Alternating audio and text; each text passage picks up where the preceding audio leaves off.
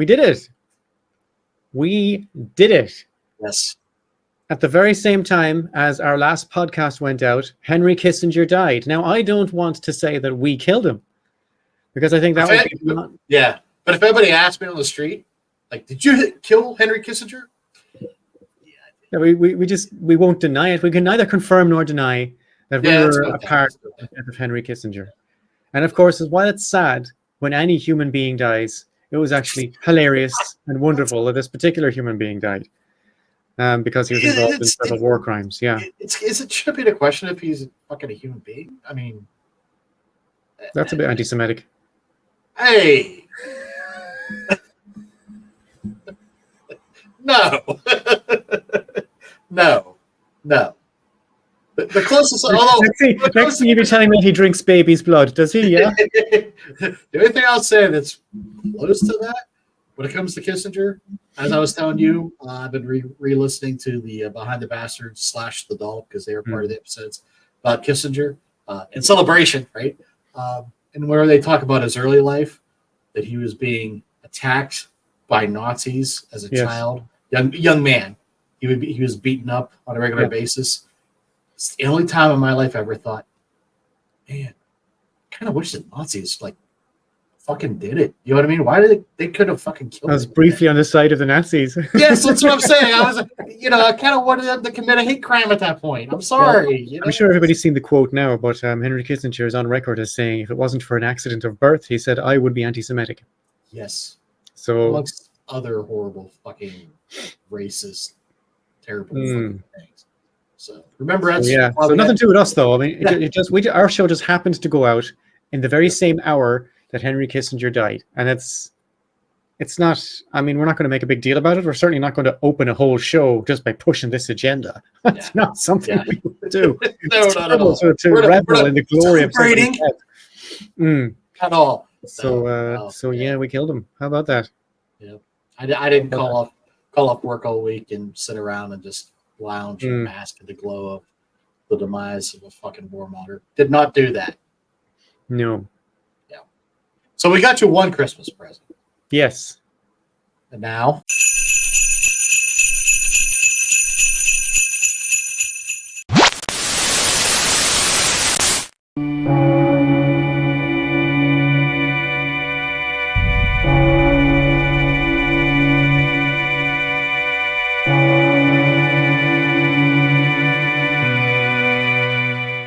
Trying to untangle the things and put them on the tree. Oh, hey, hi. Yes. Welcome to the JIB Christmas special. This is not like a regular episode, so I'm not going to do the regular thing at the top. I'll just say welcome to our friends and our benefactors. And just leave me alone. I'm trying to do a thing. And I hope you enjoy our show, because this is not like a normal show. What we did was, and we in the sense of Seamus, what we did was we tried to figure out how we could relate this podcast to Christmas. So your story relates to Christmas, and mine does as well. And mine involves the FBI, yours involves the CIA. Mine's the CIA, but full disclosure, Seamus gave me my story and just said, write this, Barry, I think it's interesting. And I said, okay. And I also found it interesting, and I wrote a bit on it, but it was Seamus's idea. This whole thing was Seamus's idea, and I hope you like it. Well, to be also... The story you're going to talk about was one of our What's New segments, I believe. Yeah. We strung it out to an entire half an episode, as you will discover soon. Yeah. We'll go FBI first, will we? Yep. So the first story we're going to talk about involves It's a Wonderful Life. Oh, okay. I like that movie. Yep. It's a Wonderful Life. Spoilers if you've never seen this film. It's a Wonderful Life, per IMDb. An angel is sent from heaven to help a desperately frustrated businessman by showing him what life would have been like if he had never existed. Pretty apt, right? Explanation of the movie, right? I mean, the film has become a Christmas ritual among families in the U.S. To watch while embracing the crushing weight of late-stage capitalism, stuffed into a holiday perpetuated by corporate greed. Or that's Arbor Day. No, I'm sorry, not the same holiday. Anyways, so yeah, it's become a tradition.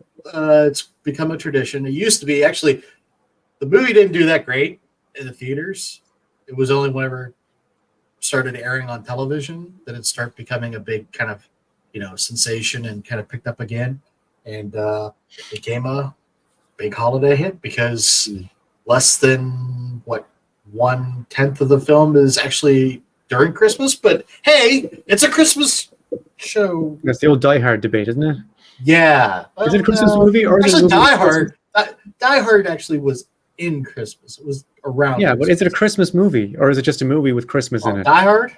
Die Hard's a Christmas movie. Are you sure? Die Hard's, yes. Or does it just happen to occur at Christmas? Hey, said any movie at Christmas. In my house, okay, Christmas doesn't begin until Hans Gruber falls off the Notre Dame Plaza. Fair enough, okay? yeah. All right? So, just saying. Yeah. It's a great scene, isn't it? It's like the guy falling down the stairs in Psycho. Did you hear the story about that with Alan Rickman? Yeah, they didn't tell him. Yeah, they miscounted on purpose. They gave him they say, okay, on the count of 3, 1, bam. That's why he laughs that. Wonderful. Yes, I do.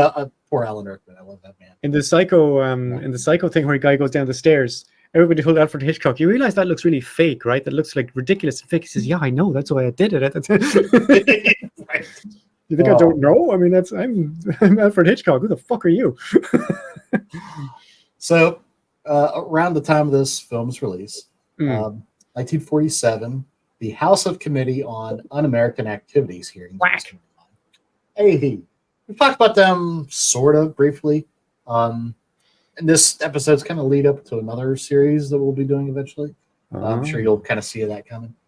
Hearings led about systematic blacklisting. Yeah, maybe. Of Hollywood artists. Among witnesses deemed friendly to capitalism were Gary Cooper, Walt Disney, speaking of anti-Semitic, SAG president Ronald Reagan, of course, shitheads. FBI drafted a book-sized damning report co-authored by none other than libertarian heroine and queen of cunts, Ayn Rand. Queen of cunts. Yep, there she is. Ayn Rand, there she is, yeah. The celebrity atheist, Ayn Rand. Yes. And definitely going to be a returning champion at some point. Probably, yeah. The 13,533 page report entitled Again? 13,533 pages. Me. Okay. Yeah. Toy Story, take a seat. Communist infiltration of the motion picture industry, which quoted from a pamphlet published by her. The purpose of the communists in Hollywood is not the production of political movies openly advocating communism. Their purpose is to corrupt non-political movies by introducing small, casual bits of propaganda into innocent stories. The CIA would never do that. No, not at all. It's like, where did they get this idea? People absorb the basic principles of collectivism by indirection and implication. Few people would take communism straight, but a constant stream of hints, lines, touches, suggestions battering the public from the screen will act like drops of water that will split a rock. Boy, what an analogy. If continuing long enough, the rock they are trying to split is Americanism. Or unlike the fucking Fountainhead or Atlas Shrugged, any of those books could have done with a little hint of subtlety. They just kept ramming home the stupid message, bam, bam, bam. Or like character development. What? Oh man, I don't fucking get how people think it's fucking terrible. She's not a good writer. No, she thought that guy was the hero. Like she didn't understand.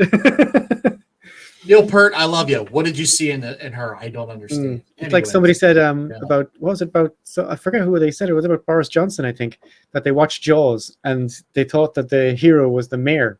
You got to keep this town open. This is when we make all our money. A shark is killing people. There's no shark. Okay, just learn. And the role of the mayor would be later played by President Joe Biden, putting people back to work and get out there for the economy during COVID. Yeah. COVID, yeah. Yeah. Anyways. Or if you like another version, Bush, post 9/11. Got to get out there, protect our freedoms, show them we can still shop and buy commerce. Anyways. That's better because Joe Biden's the good guy. Right. Yeah. Okay. You really don't like that, do you? When Oh fuck! Don't get me started. I hate them both. Everybody should know that by now. but only your friends complain when you Oh my trash god! Oh my Obama god! or Biden. Or anybody that's got a D beside their name. I don't fucking understand it. Anywho, because that'll be another 20 minutes in the show. But keep going on. Sorry. When it comes to the now, no, you're good. You're good. When it comes to the now holiday classic, Rand claimed "It's a Wonderful Life" employed 2 common tricks used by communists to inject propaganda into the film. As we know, Anne was just buried into the hearings as well as the FBI. She was balls deep in the hearings. Yeah. To the hilt. So, a report from the FBI's Los Angeles field office shows that from 42 to 58, more than 200 Hollywood features were investigated by the Bureau. With the help of film industry's informants, both the content of the films and the personal involvement of their productions were scoured of signs that may have been transformed into weapons of communist propaganda. American picture houses were, according to Hoover and his investigators, one of the key grounds on the USSR and its allies' planned fight during the Cold War. Right. And as I just mentioned, that's Ayn Rand, and of course had already mentioned that the Hollywood classic, might be a little bit communist. So basically, anything that criticizes capital or anything that shows, I guess, organized labor in a good light would be up for target, right? Evil, pure evil, right? Dripping with evil. So we have a report from the LA office by an unknown agent submitted from the hearings. Oh, did you type all that? Did I type that? Into the script, yes. Yeah. You typed all that? Yes, unfortunately. And he gave me the script yesterday, and he's actually typed out not just the script, but he's typed out the redactions as well as like little black bits. You typed that yourself, man. That's dedication. Good for you, man. I don't waste any effort into this. Thank you. I appreciate that. My blood and sweat are into this. Come on. Yeah. So I'll do my best to butcher. Merry Christmas. Yeah. Hey. I didn't show up. Appreciate the effort that Seamus has done to give me this wonderful second Christmas present. According to the informants, blank and blank, which, by the way, we believe one of those blanks is Ayn Rand. Really? Yeah. The other one, I'm not going to say because, quite honestly, well, I know who they speculate it is. And I can't remember the person's name right now. But whenever I was trying to do the back stuff of this, I couldn't find anything that mentioned him at all. Okay. So, anyways, I don't know. Blank and blank in this picture, the screen credits again fail to reflect the communist support given to screenwriters. According to blank, the writers Francis Goodrich and Albert Hackett were close known communists, and on occasion in recent past, while these 2 writers were doing a picture for MGM, Goodrich and Hackett practically lived with known communists and were observed eating lunch and daily with such communists as Lester Cole, screenwriter Earl Robinson's screenwriter. Both of these individuals are identified in Section 1 of the Memorandum on Communists. With regards to the picture, It's a Wonderful Life, blank stated, in substance, the film represents the rather obvious attempt to discredit bankers by casting Lionel Barrymore. You may know him for being related to future scab Drew Barrymore. Lionel Barrymore as a Scrooge type. Pointing towards him for our benefit. There's Lionel Barrymore. No, listen to me. See, this is Lionel Barrymore. Yeah. I was wondering for how long you'd not. Sorry, it's going to come out now. I can't do it. It's all good. It's all good. So that he would long be the most senior-looking motherfucker in the background, like. Yeah, I don't think that guy ever speaks the whole film either. Oh, you notice a bust of Napoleon in the corner there? That's also the whole time. So that he would be the most hated man in the picture. This, according to sources, is a common trick used by communists. In addition, blank stated that in his opinion, this picture deliberately maligned up with upper class attempts to show the people who had money were mean and despicable characters. Blank related that if he had made the picture portraying the banker, he would have shown this individual to have been following the rules as laid down by the state. State bank examiners. I blanked out bank examiners. In connection that with makes for a great movie, doesn't it? Right? Yes. Tell me more about how you're following the rules according to the state bank examiners. Yeah, please read to me the procedures of such. Yes, exactly. Paragraph 2, subset 2. Yeah. With making loans. Hang on a minute, sir. Loans further, Blank stated that the scene wouldn't have suffered at all, portraying the banker as a man who who was protecting funds put in the care by individuals and adhering to the rules governing the loan money, rather than portraying the part as is shown. In summary, Blank stated that it was not necessary to make the banker such a main character, and I would have never have done it this way. So if I was organizing a wrestling match, I would tell people that the Undertaker performs a useful public service in preparing bodies for burial, not having portrayed as some sort of villain in a theatrical fight. That's the vibes I'm getting from this particular complaint. Right. Yeah, if only this person had written for WWE or something. Right? Blank recalled that approximately 15 years ago, a picture entitled "The Letter" was made in Russia and was later shown in this country. She's the source. That's what I was thinking. And it's also funny to referring to her as, he. Come on. Why are you misgendering your source? Anyways, he recalled that in this Russian picture, individual who had lost self-respect as well as that of friends, neighbors, because of drunkenness, and was given one last chance to redeem himself by going to the bank to get some money to pay off debt. The old man was a sympathetic character and was so pleased at his opportunity that he was extremely nervous and fearing that he might lose the letter, or a letter of credit rather, or the money itself. In summary, the old man made the journey several days duration to the bank and then back with no mishap until he fell asleep on his homeward journey. Because of his determination to succeed on this occasion, the package of money dropped out of his pocket. Upon home, the man was so chagrined that he hung himself. The next day, someone returned the package of money to his wife, saying that it had been found. So, that's a good, wholesome Russian tale. Blank draws a parallel. Replete with irony, typical Soviet. Yeah.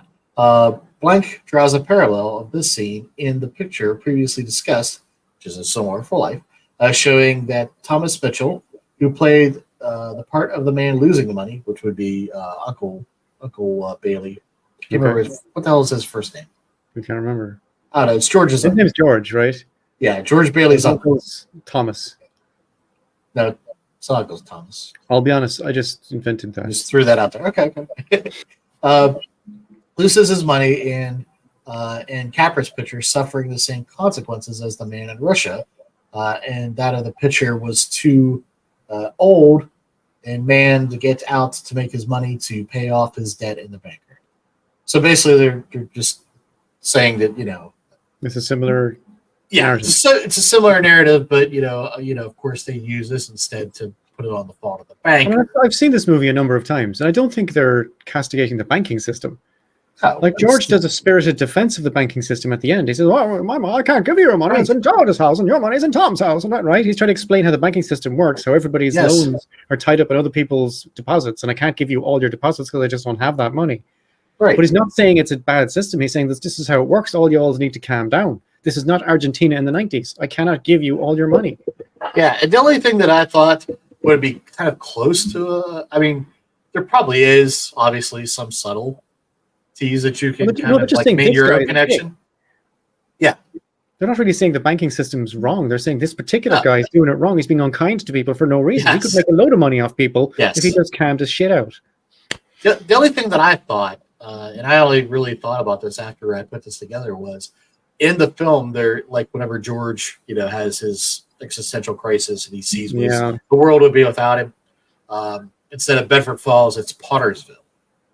Yeah. And I kind of thought maybe that was kind of like the company towns, like the Portmans and stuff like that. I kind of thought maybe that was a commentary on that, possibly, but Maybe. Even then, it's not. I don't know. Well, I wouldn't put that guy in charge of a pigeon. Never mind a whole town. Yeah. And he's just not suited for it. It's nothing to do with the fact that he shouldn't be allowed out of his house unsupervised. This is just an unkind person. Yeah, he's just a greedy, evil bastard. He's pathologically unkind. Yeah. And George is a nice guy. Right. I like that movie. I like It's a Wonderful Life. It is a good movie. In closing, hey, Bert Ernie. Great. In closing, the FBI concluded that It's a Wonderful Life was a dangerous tool of communist apparatus, and its use of the character George Bailey was a subtle, dangerous attempt to magnify the problems of so-called common man. I mean, so it's all right there, Barry. What's your problem? There's no magnification. Like, those are real problems that real people have. Yeah. Like now in Ireland, or maybe not. Yeah, maybe now in Ireland. I don't know. In 2008 or so on, in America, certainly, and in Ireland, people had real trouble paying their mortgages. Yeah. And those houses would have gone to the banks if somebody didn't step in. So it's not like a magnification of anything. It's a real situation people face. Like, no normal person has 150 or 200 grand to drop on a house.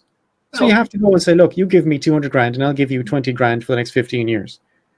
And you're prepared to put up with that for whatever reason. This is our capitalist system, right? Ideally, people wouldn't have to do that, but that's their system. Yeah. And at some point, some of those people are going to be like, without that cash. And what are they supposed to do? Just tell them you can't live here anymore? It's a really weird thing to do. Yeah. Like, I don't know. Maybe I'm too simplistic, am I?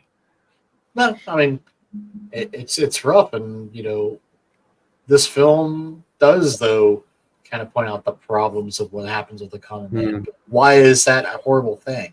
That doesn't necessarily say, well, then we need to kick out everything that's in America.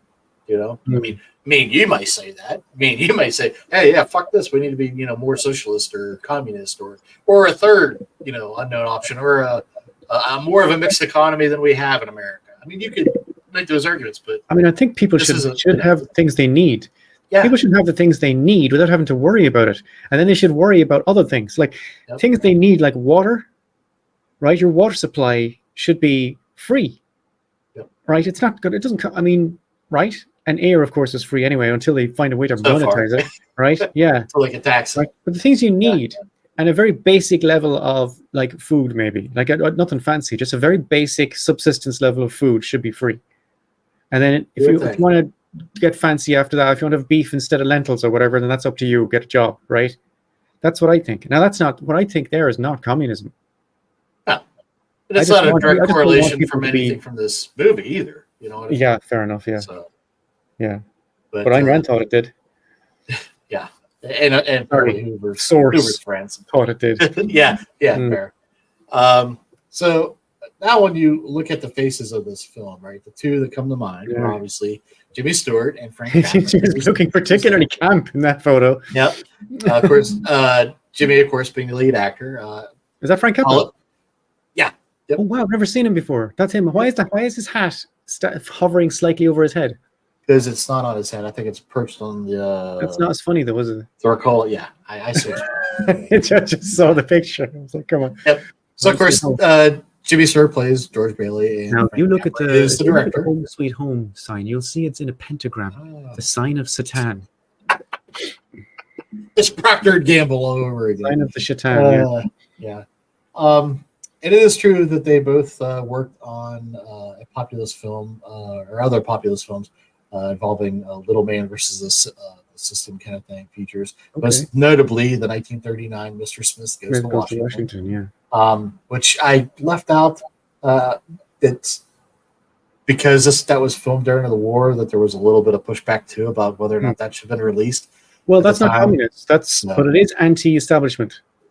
Yeah, like you can't. And that's what people were worried about because the war. They didn't want people to be upset about it. Maybe that's the best time to make those movies. Hey, both men were in fact registered and staunch Republicans. Both served in the military. Stewart and Oh, Jimmy Stewart and Frank Capra were both registered Republicans. yes, Okay. both served in the military. Okay, they're army men. Capra had made many war propaganda films for the government. He rose to the rank of colonel during his years of service. He's a colonel. Yep, and Colonel Capra. he also hated FDR. Well, He would also had openly expressed admiration for the fascist regimes of Benito Mussolini and Francisco Franco. Like a communist would do. I'm not feeling communist-y vibes from him so far. Not at all, right? No. Despite this, much like his modern contemporary, Clint Eastwood, he would work with known left-wing screenwriters such as Joe Swerling, Robert Raskins, Sidney Buckman. Also, Dalton Trumbo had been one of the first people who wrote or made an attempt to write the screenplay for It's a Wonderful Life, but pulled out the last minute. Trumbo, I think, was a communist. Yeah, he was. Yeah. Like you can't.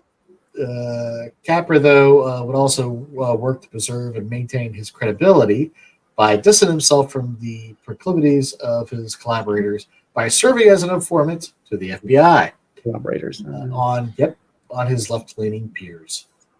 Oh, he was an informant. He was an informant, yep. Okay. The FBI handed over the results of their investigation to the House of on a material. Whack. Yeah, whack. The McCarthy shit, right? But for the one group chosen to avoid a witch hunt, the film's writers and directors were not investigated any further. Or this could be because their efforts to secure a witness to testify against suspected communists in Hollywood, his name was Frank Capra. So maybe that's why they didn't push it any further, because they were like, hey, if this guy's on our side, we don't want to go down and... also, he's clearly not a communist. Right. Investigate all you want, lads. Film historian Andrew Saris observed, it's curious that the censors never noticed that the villainous Mr. Proddy gets away with robbery without being caught or punished in any way. So again, they made us big stink about, the banker and all this stuff. Nothing happened to him. And what they really highlighted here was the guy's nature as far as, he fucking robbed. He took that money, never gave it back to George or anybody. That's what was wrong with that guy. Everybody else's conclusions were, this is communism, blah, blah, blah. That's because that's what they were wanted. Right? So, yep. So, yeah, It's a Wonderful Life didn't get blacklisted, and now it's popular in Ireland as well. Classic. Is it really? Yeah, I'm sure it's popular everywhere. It's a very relatable movie. Yeah. I think most people can relate to the idea of wanting to live in their house. Sure. Yeah, and they can also relate to the idea of having suboptimal dealings with their bank. Yeah. Most people around the world, I think, can relate to that. Maybe not in Vietnam, but most people can relate to it. Maybe not in Cuba. Yeah. And you could also make the case that money actually made things okay for the main character in the end. Yeah. Because everybody came together and gave him money. Yeah, and also I think we can all relate to the idea of what would the world be like if I wasn't in it. Right. Have I really done anything useful with my time here? And of course, whether it's useful or not, we've certainly, as that movie does a good job of explaining, we've touched many people's lives in many different ways, I would expect. I don't know, obviously, because I am here, and I don't know what it's like if I wouldn't be here, but I've certainly thought about it. Would things be better or worse without me, Well, the other thing was with the character George Bailey, he was constantly, you could tell, he was constantly bothered by the fact that he was unable to go to work. Yeah. Right? And that was also something that happened to a lot of young men around that time. They didn't go didn't go over and serve. They were kind of looked as a pariah, like, why are you here? Why aren't you over there, doing what you're supposed to be doing? Why is my brother worthless heap of trash? Yeah. And that was, something that was kind of, sprinkled in along the way. Because his brother... You're not a worthless heap of trash, George. You're a wonderful person. Yeah. And your wife loves you, and your kids are amazing.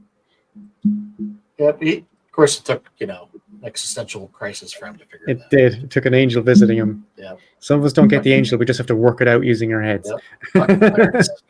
And hope we leave the world a little better, the world of our influences, our particular sphere, a little bit better than when we arrived, right? Yep. Now, see, for me, the other classic, the other one is It's a Christmas Story, which if you notice, my tree is up. It's the leg lamp from the movie Christmas Story. So, unfortunately, I couldn't find the FBI trying to censor that, so they were okay with it, I guess. So yep, that's all I got, man. And will we talk about the other one? Yep. Okay. Seamus gave me this story. He said, this sounds interesting. We could do this for a Christmas show. And I said, okay. But Barry being Barry, I couldn't just tell the story. I have to place it in context and give a bit of background, right? So this is what we've done. Bold opening move in my script, which I refuse to delete or apologize for, says, what does the CIA do, right? What does the CIA do? According to their own website, and this is a quote, to stop threats before they happen and further U.S. national security objectives, we collect foreign intelligence, produce objective analysis, and conduct covert action as directed by the president. We do not make policy or policy recommendations. Instead, our agency serves as an independent source of information for people who do. We are not a law enforcement organization. However, we do work with the intelligence community, the DoD, and law enforcement agencies on many complex issues ranging from counterintelligence to counterterrorism. Now, that's what the CIA says they do. The CIA regularly consults for Hollywood movies which feature the company meaning the CIA. For example, Homeland and Black Hawk Down. And if you've seen those things, you will smell the CIA off them. This might be why those productions make the CIA look competent and almost useful. The company had script approval for the TV series The Americans. There's a guy tasked by the CIA with dealing with movies and television shows, and he is called the Office of Public Affairs Entertainment Industry Liaison, or OPAPAIL. The current this is not an acronym, I just made it up, by the way. That's the name of the guy. Don't use the acronym because that would be silly. The current OPAPAIL is a guy called Paul Barry, which is a very Irish sounding name. I mean, I went to college with a guy called Paul Barry. And before him was a guy called Chase Brandon, which must be the most American sounding name I've ever heard. Chase Brandon. Fucking two yuppie names. Yeah, what's next? Chase Brandon, Dylan. Anyway, Brandon was an on-set advisor. Wait. Dylan Preston. Dylan Preston, there you go. There you go. Brandon was an on-set advisor during the shooting of The Sum of All Fears and also Enemy of the State, the Will Smith movie. Paul Barry, on the other hand, believes that Hollywood is the only way that the public learns about the agency. And he apparently doesn't think that the public reads newspapers or watches podcasts, or the only way the public learns about the CIA is by watching Hollywood movies, according to this guy. So I don't know. Well, wait a minute. So that sounds like that they're putting their ideas into film. No, we've already said they wouldn't do anything like that, remember? Oh, okay. You're right. It must be a mistake. They wouldn't. Okay. No, they would never do that. He worked particularly closely with the producers of Argo, the Ben Affleck movie. Mm-hmm. None of this has to do with Christmas. Sorry. We promised you some Christmas stuff. Jingle, jingle, jingle. So here we go. In 2000, the year, Universal Studios released How the Grinch Stole Christmas. Directed by Ron Howard and starring Jim Carrey. Here are some facts about that movie. 1. Morris Noble, who worked on the original 1966 animated special, was so upset by this film he cried, claiming Universal ruined it. Fair. I don't know. Number 2. This was the #1 film in North America 5 weeks running on release and became the highest grossing film of 2000 in the U states of A. And they have to admit that's impressive for any movie. Yeah. Number 3 fact about this movie. How the Grinch Stole Christmas won the Best Makeup Oscar in the year 2000. Even people who didn't like the movie or haven't even seen the movie agree on this. It is fantastic. They somehow managed to Grinch Carrey up convincingly without restricting the wide range of facial contortions for which he is justifiably famous. And you can see it, you get a touch of that, and you can see the makeup, but it's also, Jim Carrey's got a very elastic kind of face, and they did a great job on the makeup. Very expressionate person does a lot of this face. Yeah, but also quite Grinchy. The balance they struck with the rest of the special effects, not so much, but that is deserved the Oscar. The makeup designer. I think something else though you left out, Barry, just kind of maybe touch on this, that whenever he saw the film, Boris Karloff, who did all the voices for it, dropped that immediately. The movie killed him.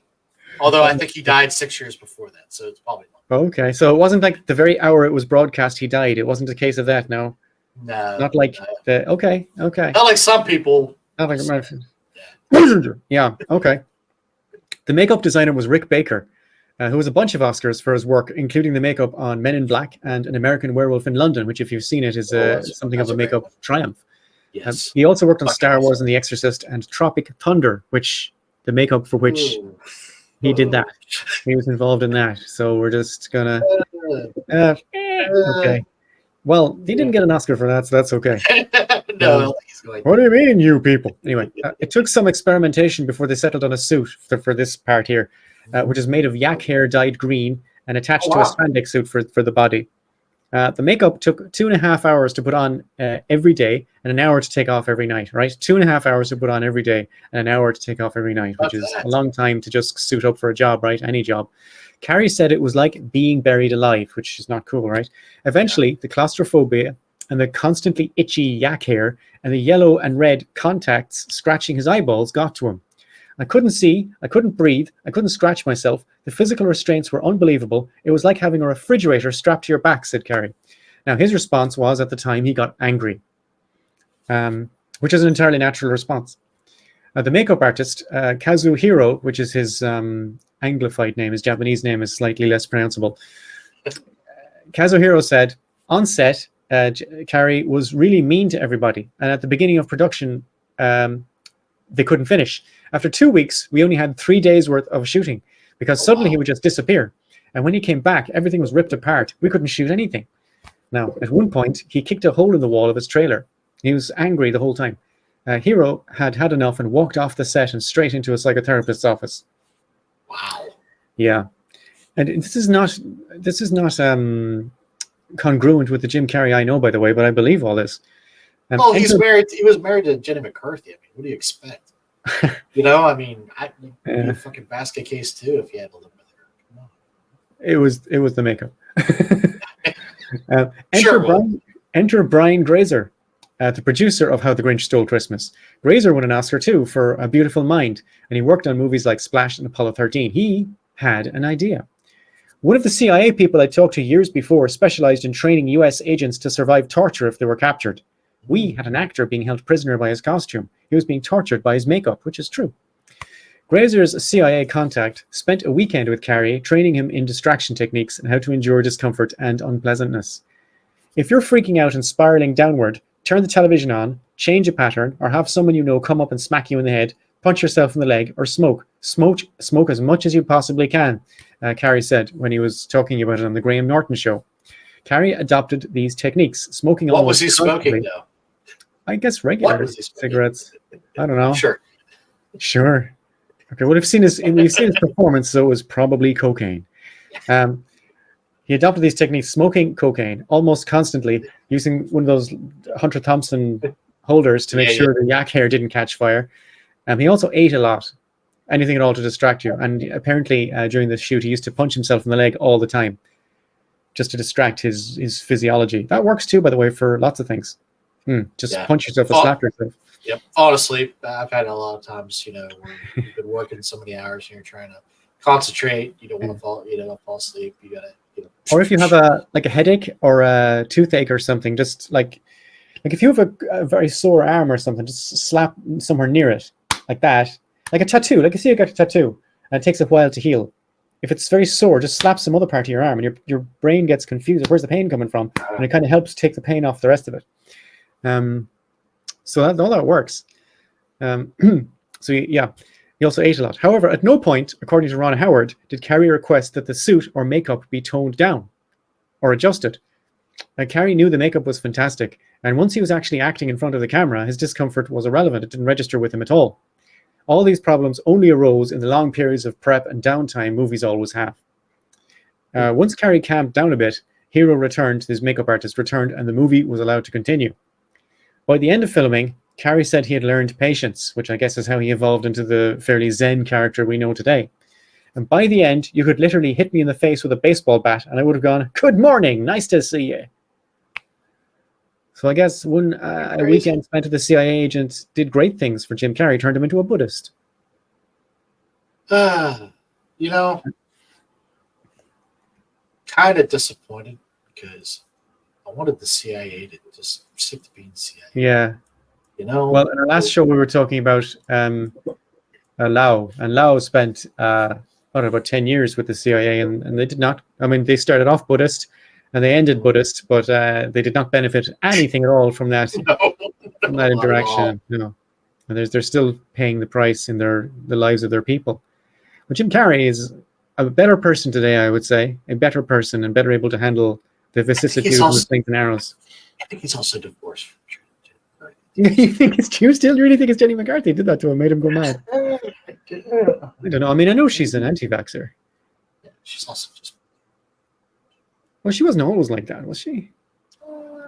I don't remember her being like that before. That's only in the last 15 years or so, wasn't it? Oh, maybe he did it to her. Then I don't know. Maybe I'm being a misogynist. Maybe that's what it is. Maybe Jim Carrey being an asshole made her crazy. And then he stopped being an asshole. I like him now. I like his attitude about everything now. If you've seen me interviewed like at events and so on, he's got a very down-to-earth sort of realistic attitude about everything, and he paints his pictures, and I just kind of like the guy now. Yeah. But I guess he was an asshole during that set. He's not as cool as Keanu Reeves, but he has a lot of that chillness. He's quite chill, yeah. It helps a lot to just sort of think, well, this is happening right now. Something else will happen. Everything's fine. Everything's going to be okay. Don't get worried, but don't get angry. Don't get bitter, you know. Yeah. It's not all about me. Not all about me. Nothing's about me. I am not real. Any concept I have of my own personality and myself is a fiction I've invented. I'm telling myself a story constantly, and that story might be bullshit. This is your own self-reflection, everybody? Yep. Okay. What else is troubling you, Barry? I've come to that. No, this isn't trouble. It's the opposite of trouble. Nothing troubles me now. It's fantastic. Nothing troubles you now? That's not true. Like, no matter what happens, that's not true. Stuff that happens. That's not true. That's not true. I do get okay. I'm constantly anxious. Yeah, but yes. I do try to have that opinion though. I have that intellectual approach. I'll put it that way. My body doesn't sometimes play games. My body feels the anxiety, but the intellectual approach helps. If you just say, well, this is all just stuff that's happening. Like sometimes, instead of trying to stop being anxious, I'll just say, well, look, this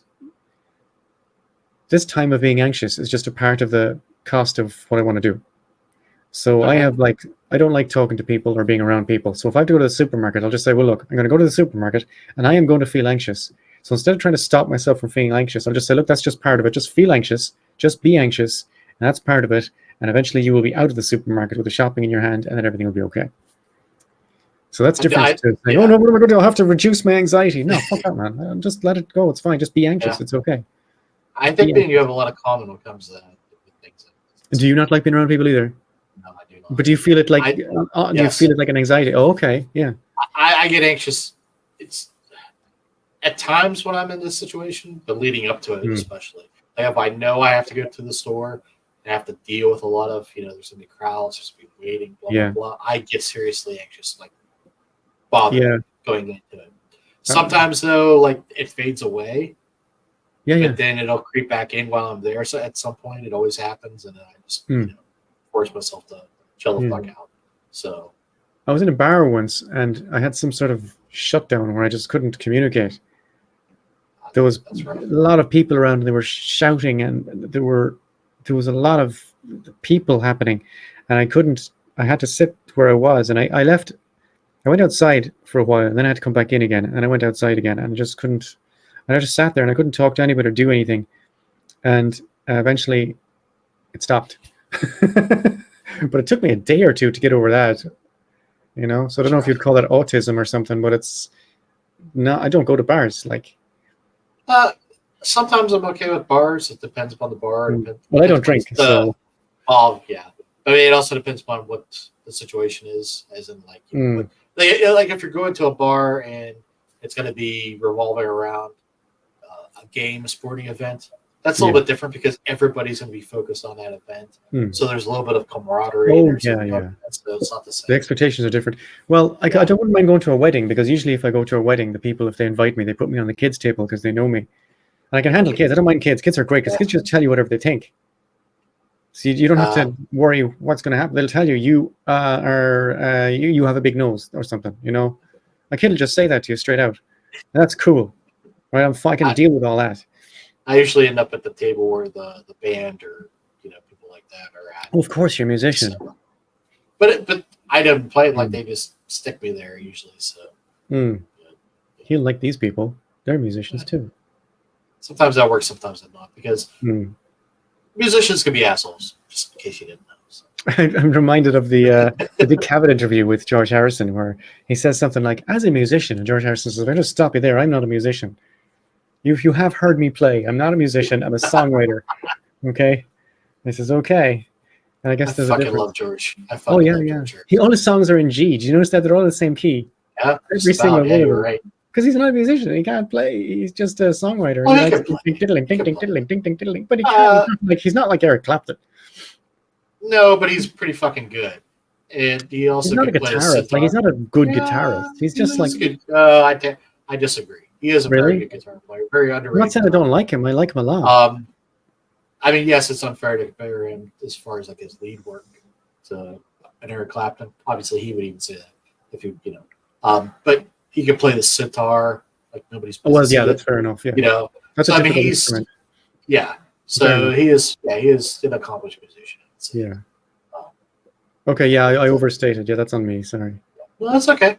But I think he was a musician to Dick Cavett, and maybe he's. I absolutely believe he. Maybe what he's thinking of is somebody who's like a classically trained violinist watching that interview, saying "musician shit," like so. Maybe he's thinking of those people. I don't know.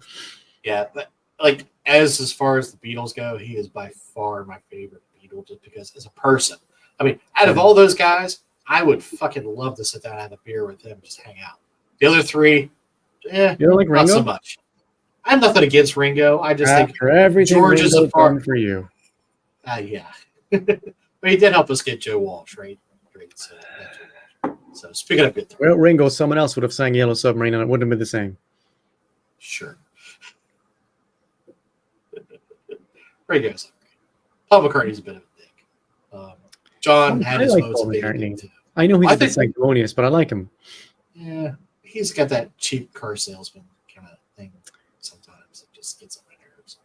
I mean, he's constantly trying to sell the going band. For that. Maybe. He's going for that cheap cars. I mean, that's his brand, isn't it? He's trying to be a man of the people, even though he's a billionaire. I don't know. There's just something about him like that. You think he's unctuous? Sorry? You think he's unctuous? You think he's oily? A little bit. Like some of the things. I don't think that at all. I like him. I don't know. There's just always been something about him that rubbed me. Okay. And John was, I don't know. Sometimes he came across as very edgy all the time, even in matters that required no edge. Yeah. And just the whole sleeping thing. I think I sent you a picture of this. This is the one thing because growing up, because I always liked the anti-establishment music, right? Yeah. So I obviously working class hero is still fucking awesome, right? But the fucking sit-in, there's a picture of him and Yoko standing next to the bed, waiting for the maid to clean the bed so that they can go in and protest against what they're doing to the maid. It's like, oh, you're so close, John. It's a bad look, right? Yeah, it just the optics were not good on that. Yeah. I don't know. Anywho, hell, we just went on for 10 minutes talking about the Beatles. Sorry. Yeah. But hey, in 2 weeks we'll be doing this shit live. So, that's happening, yeah. That's gonna happen. It's happening, definitely. That's happening. I'm not anxious about it. Everything's fine. So just don't worry about me. Everything's fine. Okay, we're all good. Hey, there's going to be at least 4 other people in the show, right? Great. Yeah, more people. That's a way to reduce my anxiety. Thanks. Well, the 4 of us will be the ones that everybody needs to worry about. Not you, Harry. Okay? The chat. The good thing is the chat. I will be less active in the chat, so that's good because I usually talk a little rubbish in the chat. So you can all just relax and just enjoy yourselves in the chat. Barry's not going to be hopping on every little thing, so. Yeah, I'll definitely do my best to try to get the chat going. So, cool. Chesh, who was Chesh said she'd be there, didn't she? Yep. So we're gonna and John Hudson is also going to be on. John Hudson, returning champion, yes. So those 2 for sure. I'm not going to say. The last time we invited Chesh on, we made a mistake of telling her what we were talking about. She did her homework, and she ended up. I don't know if you've seen that the episode is called PB Success. And if you watch the episode, you can see the light dying in my eyes. As the time goes on, you can see the little twinkle going away, realizing that Chesh is handing me my ass in an increasingly embarrassing fashion. And this is after Seamus edited around it. Seamus edited the best he could to try and make me look like I knew what I was doing. Oh, no. So, actually, what I edited wasn't for that purpose. But I don't want to say it. You told me you could fix it No. in post. I fixed something in post, but it wasn't I sent a message to Twitter saying, "Is there anything you could do to rescue my dignity?" And you said, "Yeah, don't worry about it. I fix it in post."